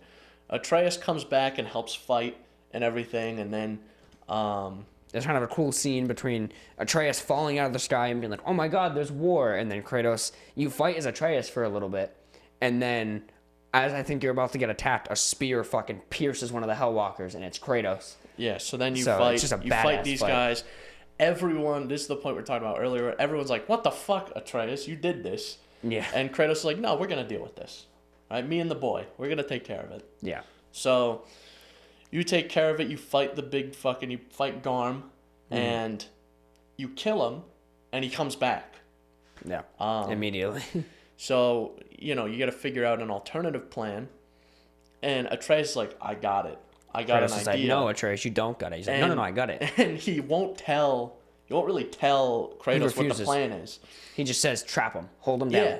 So you basically hold him down, and this is when the soul in his knife comes back, where he goes on top of Garm and basically puts Fenrir's soul... into this big fucking hellhound. Into Garm. Which was something Ingerbota had taught him when he was in Ironwood, on how to control that. Yeah, so then he becomes a good boy. Yeah, you end up taking him back with you. He's just a big boy doggy. There's the scene where this is first realized, where... he had run away. Yeah, where Atreus tells this to Kratos, like, I put Fenrir's soul into this dog. and then Kratos looks and goes, sit. And the dog sits down. And then he goes, home. And he tears open a fucking hole in the realms and walks home. And goes to fucking Midgard, yeah. And Kratos is like, okay. Good plan, I guess. Yeah. Never admits it, but then they make their little pact of like, listen, we gotta trust each other. We gotta work together. Like, if you're still there, I'll make sure I am who I should be. You make sure who you are. Like, we gotta work together on this. And then they make their pact or whatever. Yep. So. Then, this is the other thing where Freya's brother, gets caught by the Einherjar. Einherjar.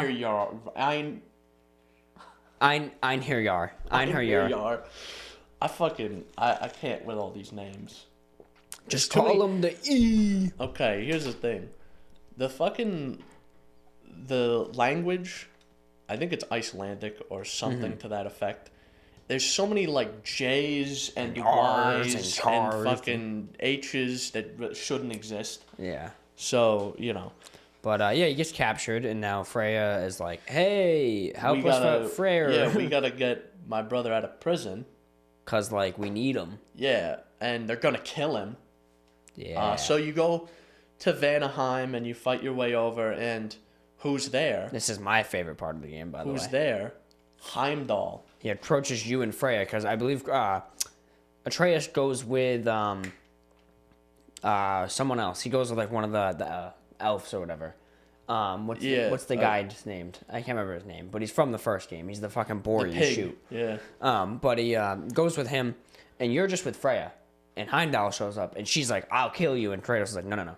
I'll kill him. You go get your brother. I'll take care of this."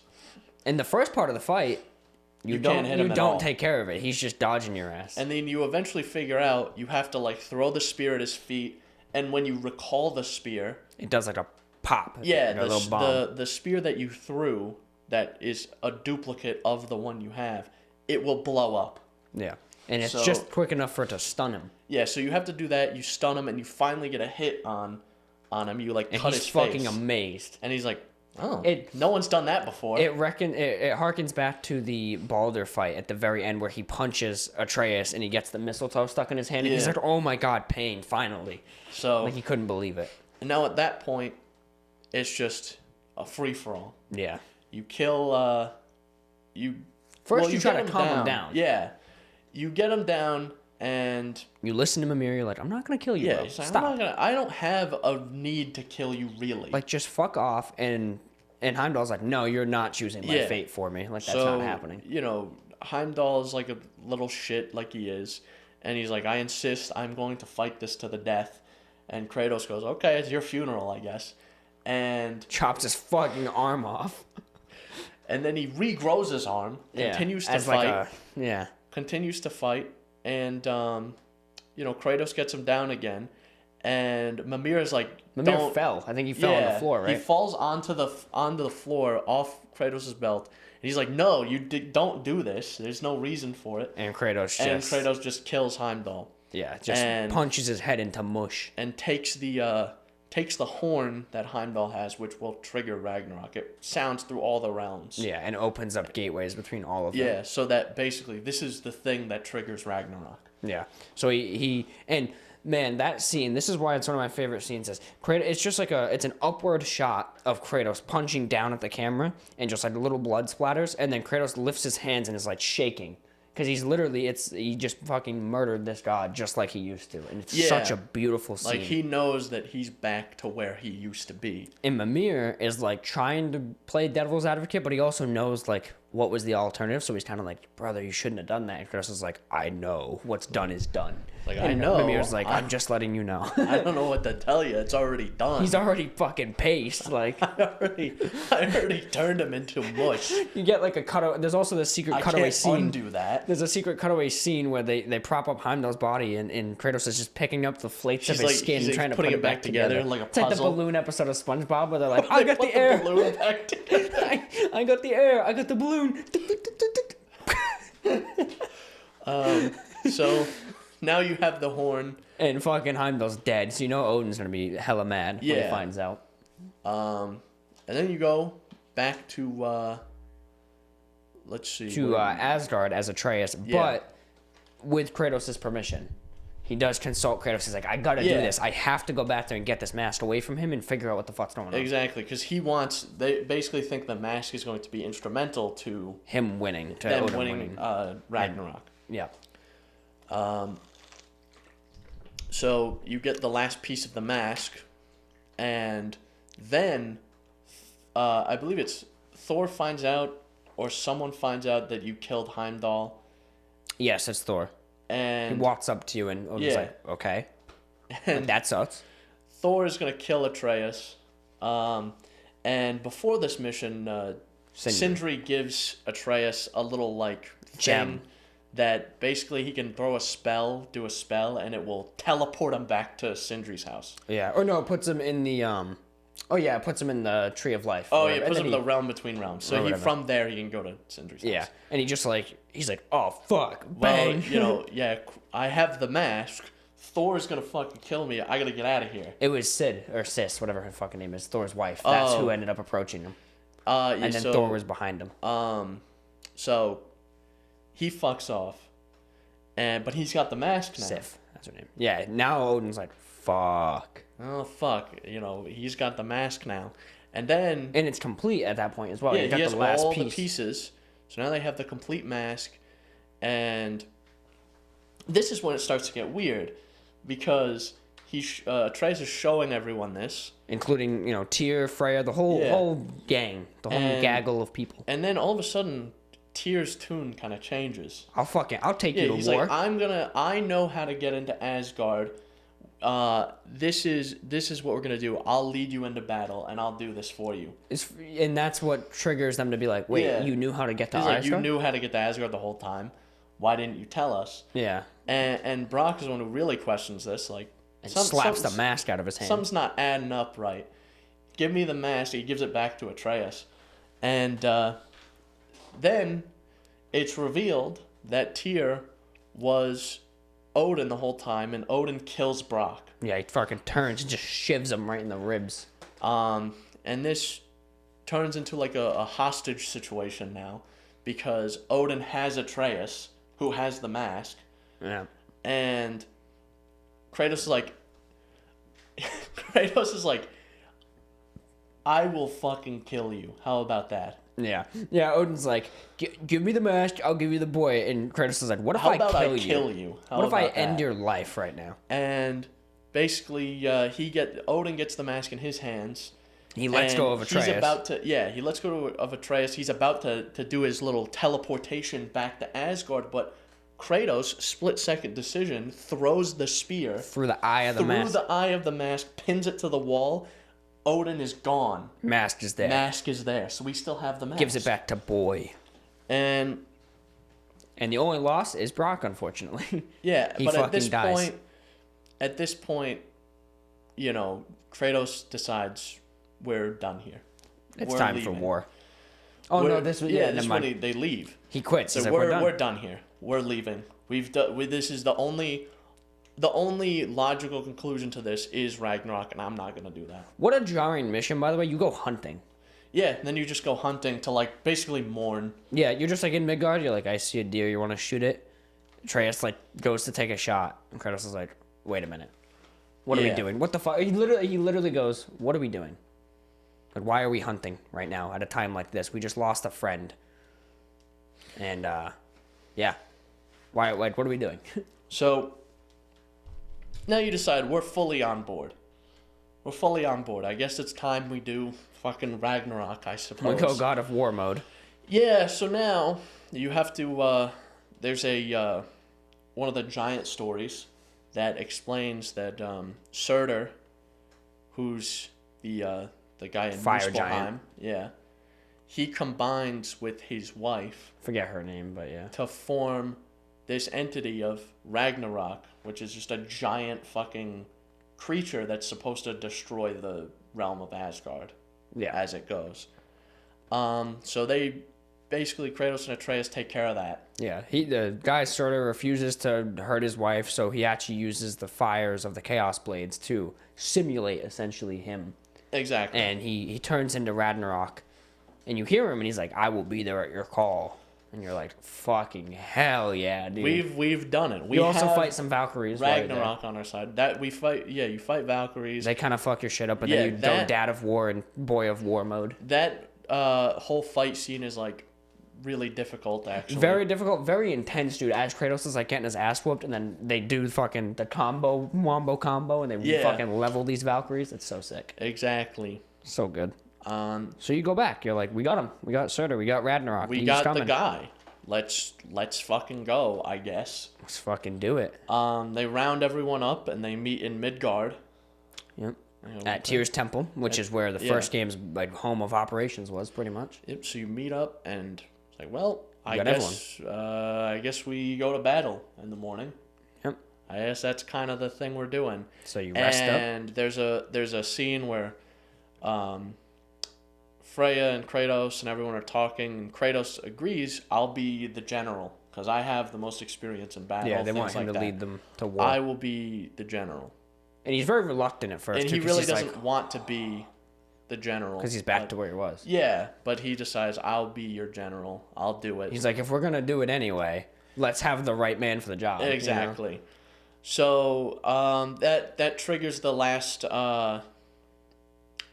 scene, the last dream sequence with Faye, which was really good. Basically, beautiful scene. There's a piece of advice that's given to Kratos by Faye, to basically, I forget what exactly she says, but it boils down to like, you need to nurture our son like as what he is, rather than trying to mold him to make him like you. Because in the beginning of 2018.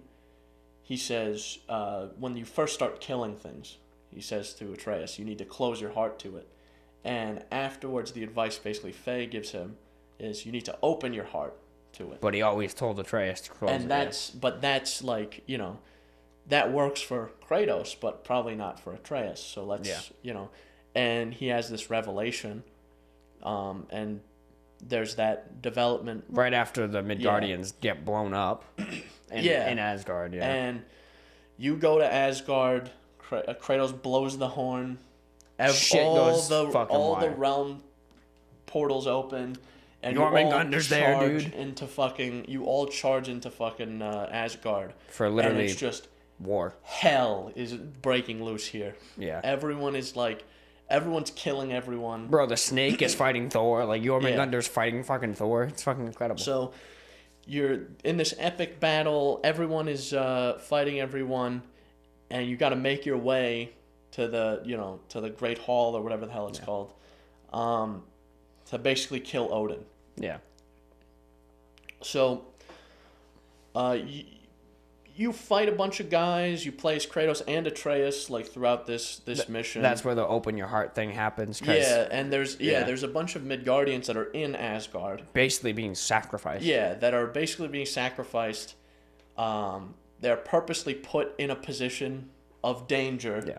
To be basically cannon fodder. It would literally be like me and Chris grabbing a sword and trying to go hand to hand with Kratos. It's cannon fodder. They're cannon fodder for Odin, basically. Yeah.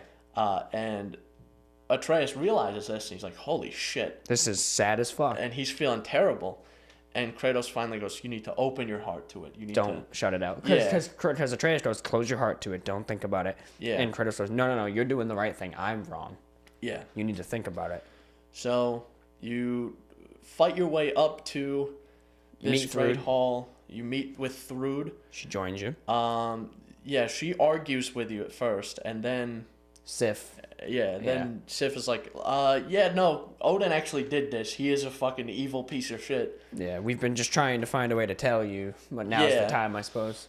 I guess, no time like the present. And you get to see the changed Kratos as well, because he goes, well, if my son trusts you, I trust you. Yeah. Which is completely out of character up until this point. Like, exactly. Wild.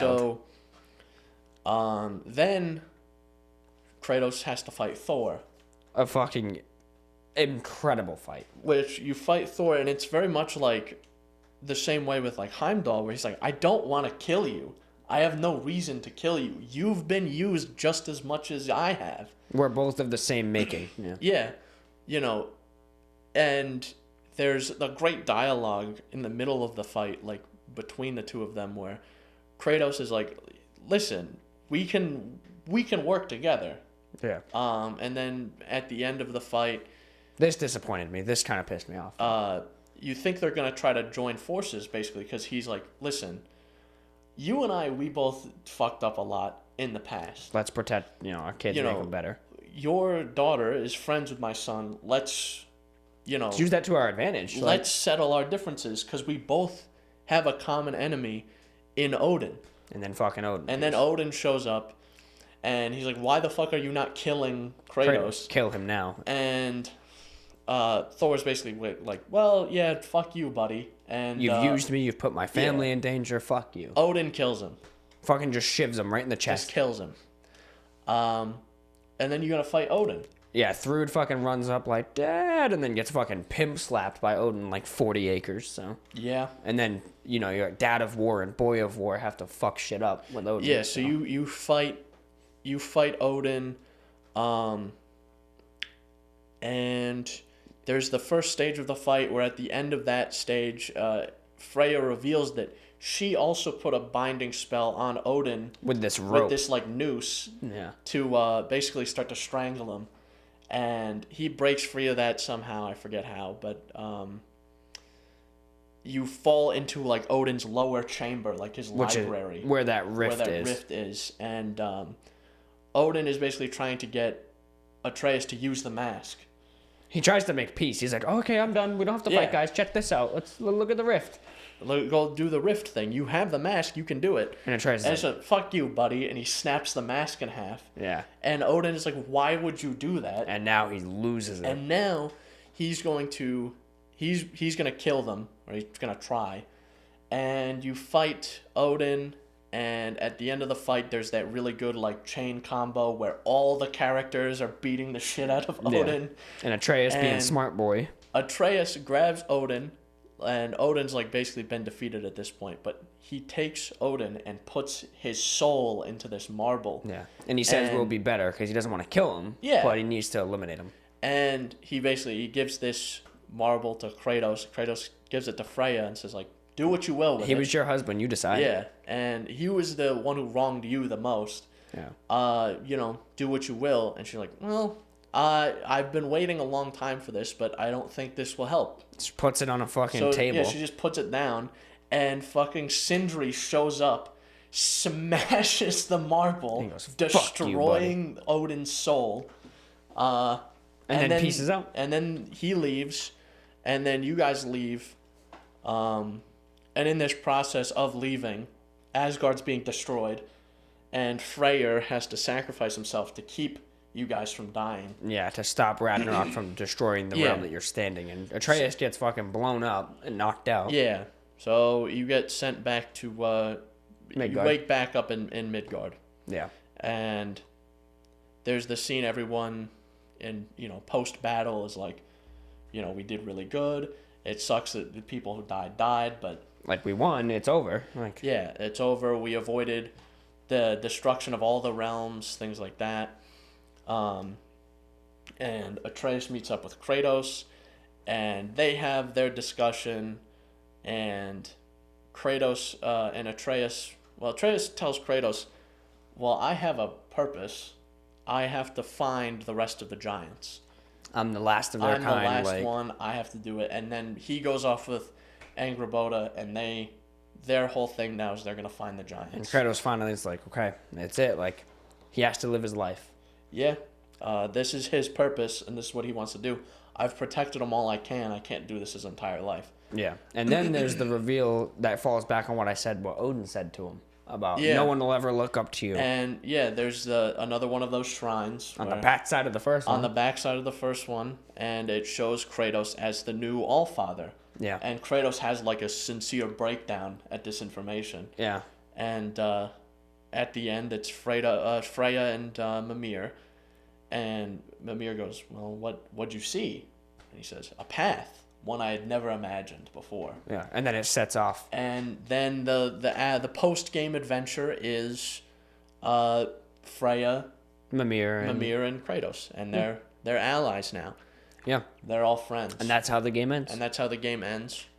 And Yeah, that's how it ends. So what's funny, so just to kind of go back to more of a personal opinion rather than summarizing and like talking about it as we go, that ending, when that happened, this has seemingly been I don't want to say a big reaction online, but it was a big enough reaction. A lot of people didn't like that ending, right? Why? I was very much of the same thought where I was like, that's it? Like we just wiped out the Allfather. Now we're just like, boy is gone. Kratos is walking with Freya. Like, what the fuck's going on? But as I had to let it sit and stew and like think about the journey thus far and like where this has led us and the messages behind it. And I realized like a couple of days ago when I was just thinking about it, preparing for this episode, I was like, that was a really good ending. I feel like if you played it and didn't enjoy that ending for Kratos, I feel like we didn't play the same game. Right. Because it makes a lot of sense. Because this has been a consistent theme between 2018 and Ragnarok where Kratos is like, I'm done. I can't, I want to just live as a man, basically. I'm retired. Yeah. I've done a lot of bad things that I'm not proud of. I just want to live my days. Yeah, I just want to do my thing. So it would make sense that he kind of retires as like this destroyer or god killer and becomes like a benevolent or a benevolent god who is worshipped and provides things for people. Yeah. And helps the realms rather than destroys things. Yeah, and it's always good to know where like Odin is kind of a bitch, but like with Kratos, if you ever get like a rogue god, he's got this shit in the bag. Well, yeah, he's the guy. He's Yeah. the man for the job. Like, you're not going to get a rogue god who's just going to start destroying people. Like, he's just like, I'll be back. Kratos is like, okay, I'm going to rip this guy's fucking arms off. Yeah. this is I've got experience in this. Yeah. So, like, no, for sure. That's what I had to think more about was, like, I don't know if I'm a huge fan of, like, what's going on with Atreus's sort of story, but, we'll see where that ends up. But for Kratos, I think it's a great end. Yeah. My only concern is if they make a third game where it's around, say, Atreus, his combat compared to Kratos's, obviously they can expand it in different ways, but like just his gameplay is substantially more lackluster than Kratos's. I don't think personally, I don't think they're gonna make another game. I don't think so either. I didn't think they were gonna. I thought this was gonna be it because this is the end of the Norse saga. They said they have already said that. Because if they do, because it's not God of War without Kratos. And Kratos now is basically tied to, the Norse realms, the 9 realms. If he's gonna become the fucking leader, he's the guy now. He's the Allfather there. So he can't technically. He's not gonna leave that area really, no, unless they come up with like some outrageous story. Yeah. But then I don't think it'll make sense. I don't think it'll be as well received as the last two. I don't think they're going to make another game. I don't think so. And it's a logical conclusion to the series because you see all this bad, evil shit that Kratos has done in the original games, and then the reboot, and then Ragnarok, and then at the end he's like, well, I've done all this. I think it's time for me to be the good guy. Yeah. And I don't want to be the bad guy Like, anymore. he starts to cry. Yeah, the range of emotion in Kratos is crazy. In this game, yeah. Because in 2018, he's just stoic, like, flat emotion. You can't really get a read on him ever. But in this game, he has, like, such a range, especially at the end, where, this is revealed to him, and he's like, oh my god, this is my purpose. Yeah. I have a purpose, finally. Yeah. That's a good purpose, rather than just being a guy who kills gods. Yeah. So, and instead of bringing pain and suffering, he can, relinquish that and like help people. Yeah, I can finally be a helpful, good god rather than, the bad one. A bad one, yeah. So, and it was definitely a beautiful message. And I saw like a lot of people that were like, they should have killed Kratos. I'm like, but why? Yeah, but why? Like, if you're gonna kill him, you have to have a reason, right? It has to tie into something. And like, for the character arc they wanted Atreus to have, where Atreus is just lawful good all the time. He will never do a bad thing if he knows it's going to be bad. He will always be the good guy. You immediately put that sort of pressure on him, and now you can see where that character could start to fall apart. We know he has some form of the Spartan rage, so if he sees his father die, I don't think he's going to be like, well, dandy, let's continue my journey and save the giants. No, he's probably going to fucking lose it. Yeah, he would be That would be like an interesting thing where, something like this happens and he follows the same path that Kratos followed in the previous games, where he just starts fucking killing every god that he finds, just because they wouldn't let him rest, and it's revenge now. Yeah. Like, it's on site. But I think the way it all ties together is better. Like, you could have had it, sure, where, like, Odin kills Kratos, or, like, Odin's army kills Kratos, and then Atreus fucking loses it and wipes him out, and you're like, whoa, dude, that was sick. But I think for what they were trying to do between 2018 and here, just that final wombo combo of everyone, and Kratos being like, you can decide what to do with Odin, that is what goes full circle. Like, we're no longer at the point where he's like, boy, stay behind me. He's letting Atreus do what he thinks is right. Yeah. Because he knows deep down, he says it, Atreus is a better person than him. Just at heart, he just is. And then that's when he finally goes, maybe I should trust him a little more. Exactly. So by him being, more hands off, obviously he's going to protect him. Like, if Odin went to stab him, he would have stabbed him immediately. But, like, knowing he's down, he's beaten, he's like, you do you, bro. You do your thing. Like, so you've proven... I thought the ending was really good. I thought so. I had to let it simmer a little bit, just because it was so sudden, too. It is a very sudden ending, where it's just like, blow the horn, go into war, kill this guy, kill that guy, talk to this guy dies, talk to her, and then all of a sudden Odin's dead. You're like, oh, what the fuck? And it just it's got that same thing as 2018, where you just like, you do all this crazy shit, and then you just climb a mountain and throw ashes, and it ends, and you're like, huh? But if you just look at it as that, you're wrong. You can't look at it as that. You have to look at the journey. It's about the journey. And it's a setup for the next game, and this one isn't a setup for another game. But it does leave it open enough that it could be. Like, you could definitely see them making a game about Atreus the way this one ends. Yeah. But maybe not so much Kratos. I don't think a game about Atreus, I don't think it would sell as well. I don't think it would be as good. Unless they like aged Atreus in a way that now he's like Kratos. Yeah, and he starts using swords and shit. Yeah. Like Ingrid, he has like a bigger version of Ingrid that he uses instead of a bow. Because the bow thing just doesn't work. Like, it works for the temporary situations in this game, but like, it's not that fun. It's not that it's not fun. It's not as satisfying as like being able to hack away at someone with an axe. Yeah. Or like swing the fucking chaos blades around. Yeah. Or fucking throw a spear through someone's neck. Like, it's not as satisfying or as brutal, or like in the same spirit as God of War. Mm-hmm. It's just not the same. Call me predictable, by the way, but what I really thought was going to happen at the end when Thor gets stabbed, and first he drops Mjolnir at his side, and then he gets stabbed by Odin for disobeying. When Thrud showed up and started like releasing lightning, I really thought she was going to snap and have Mjolnir come to her and then fuck Odin shit up. After the end of the game, I don't know how much you played after the end, but in Alfheim, you see Thrud, and she has Mjolnir. Oh, does she? Yeah, I didn't play like anything after the end. I literally went outside, saved, and quit. I didn't have time. I'm playing Fallout and shit, so I was like, there's all the remnants of Asgard. Yeah. I did want to get those at some point. I did all those. How long does it take? It's not like terribly long. Yeah, I think it took me like an additional like 2 or 3 hours. Yeah, maybe I'll do that at some point. But you do see her with Mjolnir. I thought for that final fight she was gonna be like, motherfucker, and like have the thing come to her and start swinging. That would have been sick. But it's also very predictable.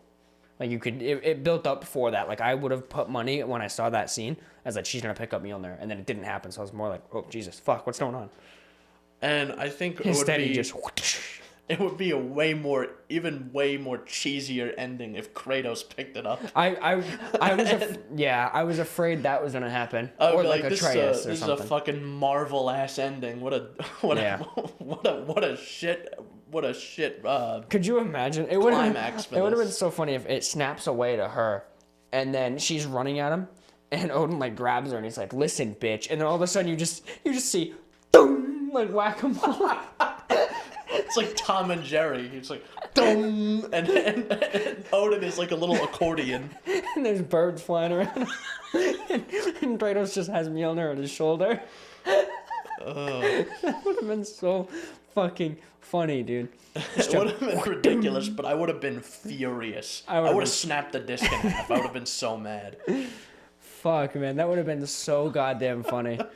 I feel like if I had unlimited money and I wanted to make a game, I would have an option that says called funny mode and regular mode, and it would take all of the intense situations and just make them ridiculous. It's like when he's like, "You will meet the god I once was." He's just like, smacks him. Odin's like, "Ow!" Just right then and there, fucking Kratos just rips Odin's head right off his shoulders. Just fucking takes a bite out of it. You're like, "What the fuck? What's going on?" And then the credits just roll. It's like, that was it? That was the end of the game? Or like Freyr, right? He's holding back Ragnarok with his with spinning fucking Ingrid, and he's like, "Run, everybody!" And Kratos just walks over, like, "Hang on," pulls him out, pushes and fucking pulls down Ragnarok, like punching him in the face. Just beating Ragnarok's ass. But I think we've exhaustively talked about this. I think so. I think we're done. We were close to that 2-hour mark, we thought. With some of the tech issues we had at the beginning, we're probably like an hour and a half. So it was a pretty good spoiler cast, though. We've pretty exhaustively talked about this game now. Yeah. So if you made it this far, thanks for listening, and hope you enjoyed Ragnarok, or at least enjoyed kind of, watching or following the story as much as we enjoyed playing it. What a great series, man. I don't know where it'll go next or if it'll even go next, but I'd imagine it will in some capacity. If they're smart, they will not make another game. Let's put it this way. If the developers get their way, they won't make another game. If the shareholders get their way, they're going to make 10 more. Yeah, so, I guess. So, yeah. But anyway, that's all you got, Chris? Any last remarks? No. That's all I got. So, if you enjoyed what you heard here, let us know. Be sure to comment. Tell us exactly what you liked. I think I have a poll on Spotify that's enabled. You can let us know what you liked. And if you want to see more spoiler casts in the future. And as always, you can find us on Instagram and TikTok. We also post to Apple Podcast, Google Podcast, Breaker, Radio Public, Spotify, Pocket Cast, and the RSS feed. You can put it into whatever app you use. YouTube, we have video platforms. Spotify has a video platform as well. And contact us via email, synapsemisfire@pm.me. Send us your comments, questions, concerns, and death threats. Yeah. And, yeah. That's all she wrote. That's it. It's over now.